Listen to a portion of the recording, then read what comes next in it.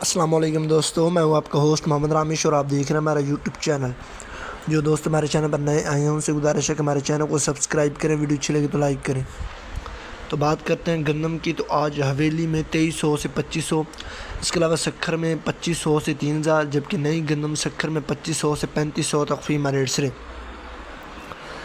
اس کے علاوہ مکئی کی بات کرتے ہیں تو ہارون آباد میں 2650 سے 2925، جبکہ اوکاڑا کلا منڈی میں 2850 سے 3300، اس کے علاوہ سہیوال میں 2600 سے 3200، جبکہ عارف والا میں 2700 سے 2125، اس کے علاوہ پاک پتن میں 2600 سے 3100، جبکہ بوڑے والا میں مکئی جو ہے 2800 سے 3180، اس کے علاوہ میاں چنو میں 2700 سے 3200، جبکہ حاصل پور میں 2800 سے 3025، اس کے علاوہ خیر پور میں 2800 سے 3050، جبکہ دنواب پور میں 2800 سے 3050 تک فیمہ ریٹ سے۔